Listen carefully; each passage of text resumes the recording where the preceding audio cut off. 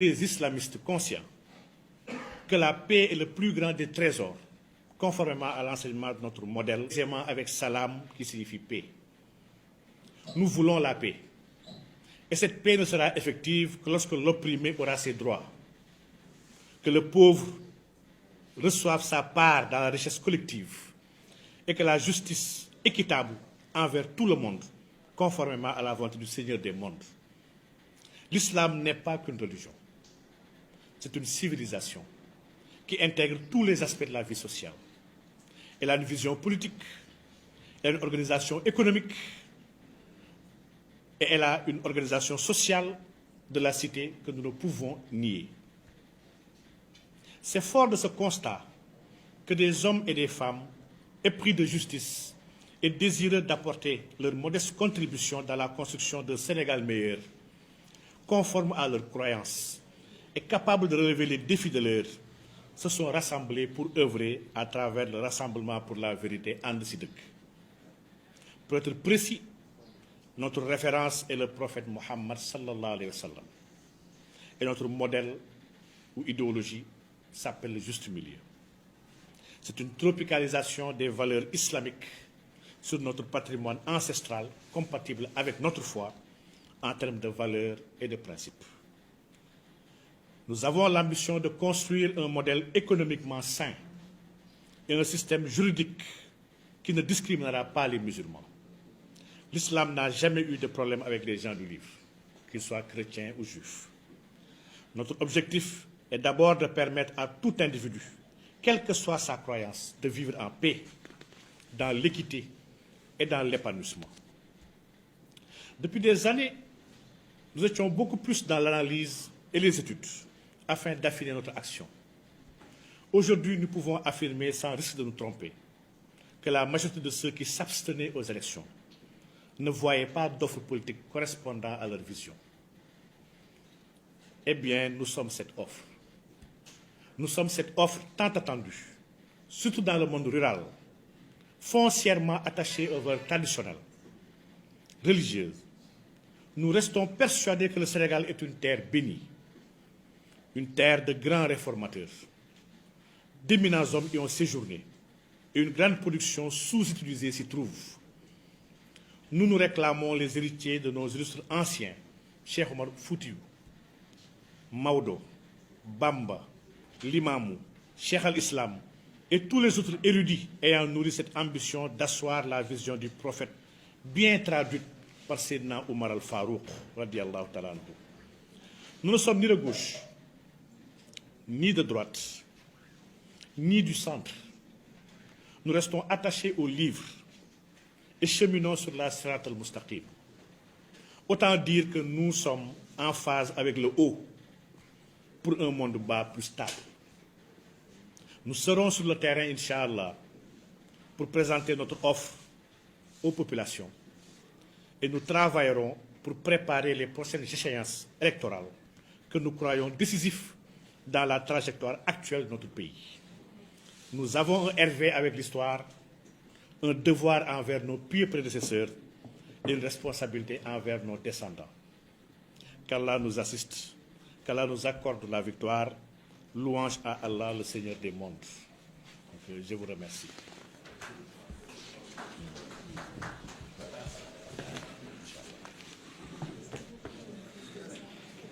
waaw jërë ngeen jëf tey rencontre la bu amoon solo bi nga xam ne kuréel bii ñuy wax rassemblement pour la vérité ànd si dëgg loon pour jàkkaarloog askan wi jàkkaarloog taskatu xibaar yi leeral suñu nekkin leeral suñu ay jubluwaay leeral suñu ay bëgg-bëgg leeral surtout li ñu nar ak li ñu xalaatal Sénégal incha allah li ma waraloon tey daje bii tey jii.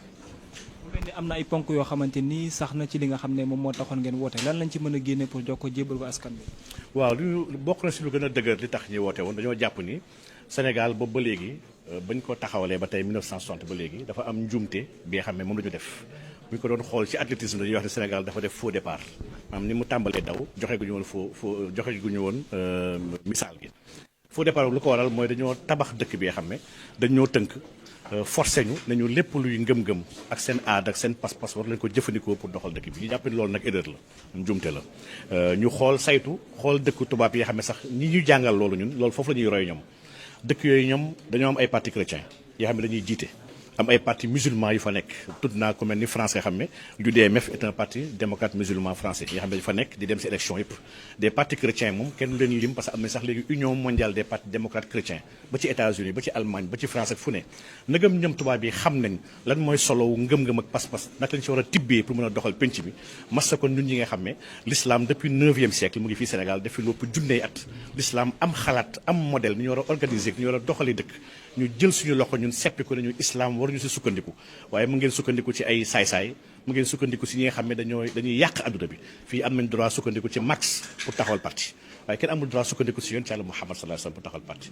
ñun gisuñu nit bu gën a maandu bu gën a jub ku gën a leer yonent Yàlla Muhammad sallallahu alayhi wasallam ñu jàpp nag ñun am nañu participation bu mag bu ñu war a andi Sénégal ci tibb ci jàngale yonent Yàlla Muhammad sallallahu alayhi wasallam lii moo tax ñu taxawal ñun suñu kuréel xalaat un modèle endogène bi nga xam ne ñu ngi ko tuddee juste milieu muy modèle bi nga xam ne bàyyiwul économie bàyyiwul koom bàyyiwul monnaie bàyyiwul gouvernance bàyyiwul institution bàyyiwul société bàyyiwul sax droit ndax jàpp ni sax nu yoon di doxee ak atte yu teg suñu kaw atte yu méngool suñu gëm-gëm te atte yu baaxul donc ñu gëm ni kon réforme de profondeur li arab di wax al islah moom la ñu jàpp ni moom la ñu war a defal Sénégal ndax existant baa ngi fee pare am nañu fi ay kilifa yu tedd yoo xam ne ñëw nañu jàngal nañu bind nañu bàyyi fi y a beaucoup de pensée et de production yoo xam ne buñ ci sukkandikoo ak valeur ceddo yu fi nekkoon ak valeur yëpp yi nga xam ne mooy valeur suñu maam yi ak suñu maamaat yi boole kook l'islam bi nga xam ne dafa mat te matale gëm nañu mën nañu am solution de manière durable pour régler problème dëgg-dëggu Sénégal yi. sécurité ak.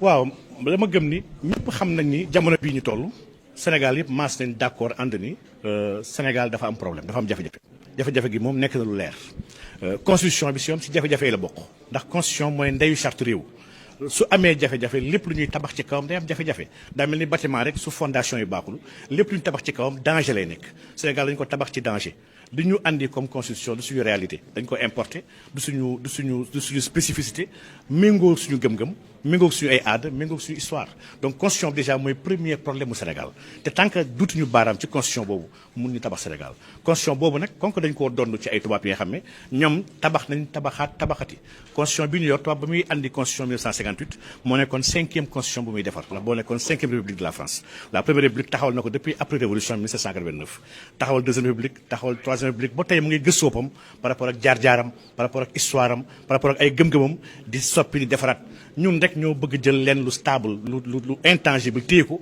ne waruñu ko bougeloo te fekk wax dëgg yàlla sax suñu aada donc ñun jàpp nañ ni constitution boobu c'est un problème dans ce pays dëkk bi ni muy fonctionner c'est un problème dans ce pays gouvernance dëkk bi ni ñu ko doxalee c'est un problème ni ñu écarté dàq li ëpp ci sénégalais yi te loolu li koy firndeel mooy suñu élection yi élection yëpp doo ci gis ñi bëri participer Sénégal mosuñu am participation sax 5 millions de votants pourtant ñu bëri ay juut lañu yoo xam ne gisuñu seen bopp ci politique jàpp nañ ñoom constitution bi ni am ak ni ñuy voté ak parti politique yi fi nekk yoo xam ne amu ci kenn ku réclamé wu ne moom l'islam la bëgg doxal moo tax ñu banque seen loxo téye seen loxo te ñun électorat boobu la ñuy waxal ñëwuñu concurrencer sax les partis classiques yi fi nekk de gauche comme de droite ñun réclamé ñu gauche ni droite dafa am ñu bëri ñi nga xam ne dañu ñu doon xaar bëgg dugal seen gis-gis ak seen yéene ci ñu war a defaree dëkk bi ñi leen di woowee arabisant ñi leen di woowee ay islamiste ñi leen di woowee ay sufiyanke ñii ñëpp lañu jàpp ni seen xalaat yooyu du lu bon te xalaat yooyu Sénégal soxal na ko pour mën a jëm kanam. kon léegi da ngeen fas yéene bokk ci ay élections ngir li ngeen bëgg ngeen mën ko am. waaw collaboration avec certains.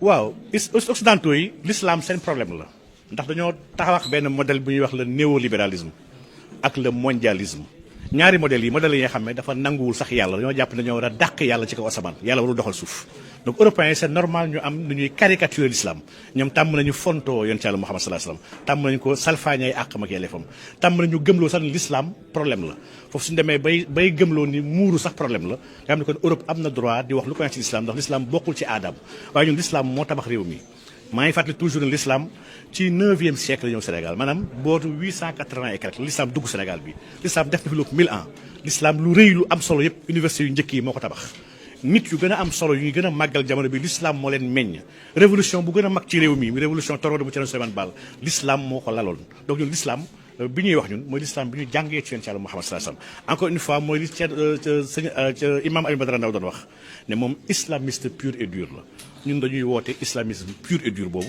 ndax pur ndax dañ ko jëlee ci yonent bi sallallahu alayhi wasallam njaruñu ko boole ñu ci dara islam authentique benn islam doon dundee Médine dañu ko doxalee dëkk bi waaye dur mooy duñ si teggeeku te kenn mënuñu see xoxatal wax dëgg yàlla donc islamisme boobu on le réclame ndax la doctrine de l'islam nous y croyons nous y adhérons te ñoo gëm ne l'islam a des solutions waxuma sax Sénégal mais pour régler le monde entier et ñu jàpp ni mun naam nous serons un exemple bi nga xam ne ñu pousse cette révolution là bi nga xam ne qui va toucher le continent africain inchallah pour mu libérer wu ci karkaay yi ñu ko takkal ak jeng yi ñu ko téye yi nga xam ne fii ba 1000 ans su continuer ci système importé yi ak ci idéologie importé yi duñu mën a def leen lu am solo waaw.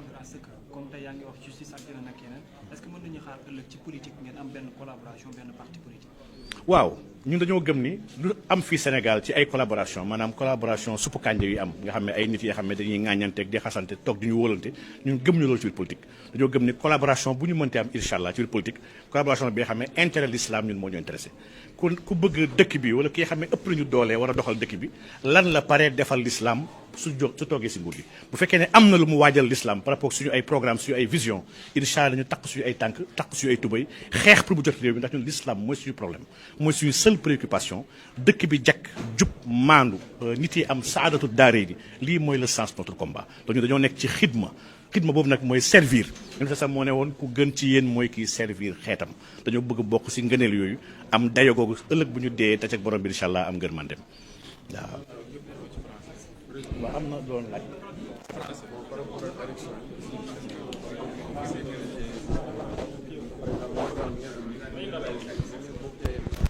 waaw lépp luy élection un parti moom qui est légalement constitué parti bi ñu ko constitué depuis 2015.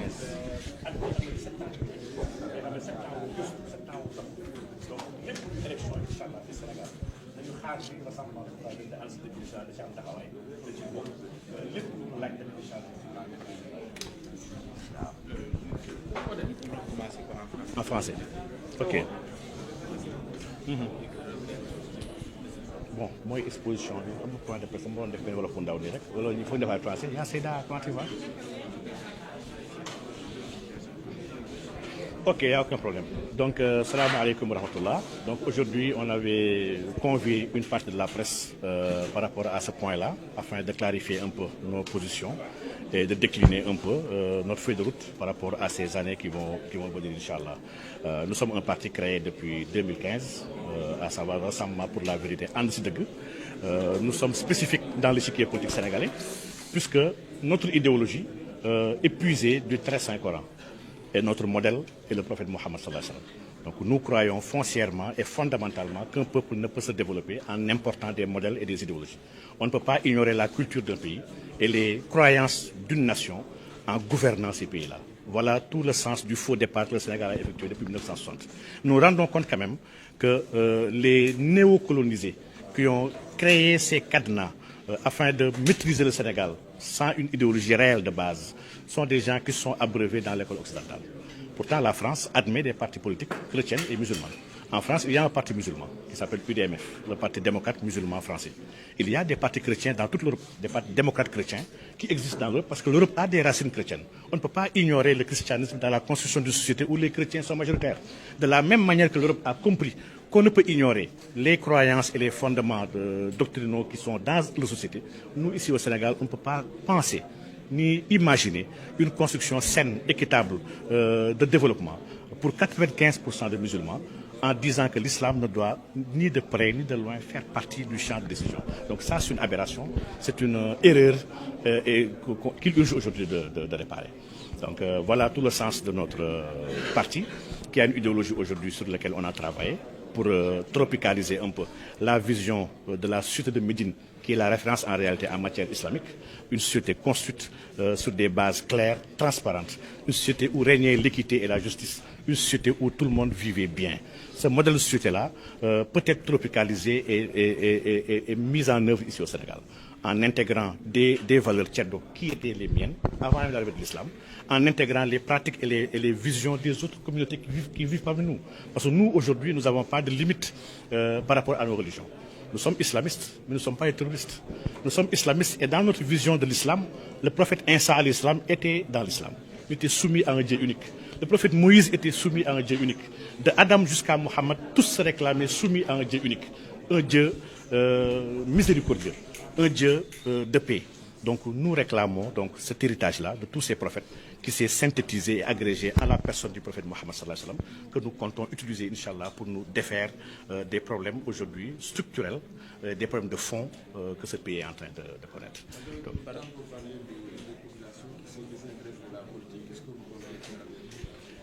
nous avons pu enquêter durant ces années-là par rapport à une forte communauté présente dans ce pays-là qui se sont désengagés de la sphère politique. Ils se sont désengagés pour des raisons de conviction politique. On a pu interroger des gens qui nous ont dit que l'islam n'accepte pas le vote. Parce que du temps du prophète sallallahu alayhi wa sallam, on ne votait pas.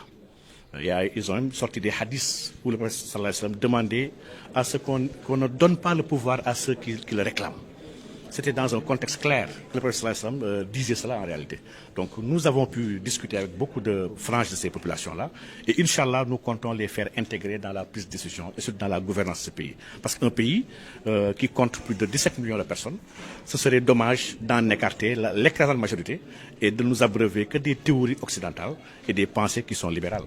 Nous avons besoin de ces idéologies-là, nous avons besoin de ces lumières-là pour pouvoir éclairer la situation dans laquelle nous sommes en train d'évoluer. ci tënk dañu ko fàtte woon mais imam Alioune Badara Ndao seen jegeñaale la seen wëllëre ci temps bu gàtt rek. Après nañ ci wax on est en français. Donc vous avez évoqué la question concernant la Constitution. Pouvez-vous en revenir par rapport à ça? Je trouve que la Constitution est discriminatoire. Elle est islamophobe en réalité. Nous avons une Constitution aujourd'hui qui a été construite par des disciples du colon, qui sont allés même plus loin que le colon. Parce que le colon, dans son pays, admet des formations politiques à idéologie religieuse. Donc cette constitution-là, aujourd'hui, qui ne nous correspond pas, qui ne nous parle pas, qui ne manifeste pas notre histoire. Moi, en lisant la constitution sénégalaise, je ne me rends pas compte d'une quelconque spécificité que ce pays bénéficie. Je ne vois pas les révolutions qui se sont faites ici au Sénégal. Je ne vois pas les traditions extraordinaires que nos anciens ont fait dans ce pays. C'est une constitution qui participe dans cette entreprise-là de conditionnement collectif vers la colonisation, que je vais appeler d'ailleurs la neurocolonisation, parce que ce sont des neurones qu'on a pris en otage dans ce pays. Il urge aujourd'hui de déconstruire cette constitution-là et d'aller vers une constitution, je vais dire, partagée, acceptée. Parce qu'une constitution, c'est une charte qui lie tout un peuple. Cette charte doit être acceptée de tous et de toutes pour pouvoir avoir une communion et une vie beaucoup plus saine et beaucoup plus juste. Donc je pense qu'il urge aujourd'hui de changer tout. Je ne vais pas dire que tout est mauvais, mais les fondamentaux ne sont pas en place et il n'est pas du tout indiqué de construire sur des fondations qui ne sont pas solides. Donc, merci beaucoup. Dans votre démarche et idéologie, est-ce qu'on peut s'attendre d'ici dans le futur que vous collaborez avec une partie politique? Oui, le parti politique est constitué avec ses bureaux et ses organes. Ces bureaux sont souverains. Ils ont l'habitude de penser, d'imaginer, de mesurer et de calculer toutes les alliances présentes et futures que nous devons faire. Donc nous sommes un parti qui doit nécessairement faire partie de l'échiquier politique national. Nous allons participer aux élections, à toutes les élections du pays, municipales, législatives, présidentielles, à toutes les élections, Inch'Allah, le Rassemblement pour la vérité en sera présent. Donc merci beaucoup.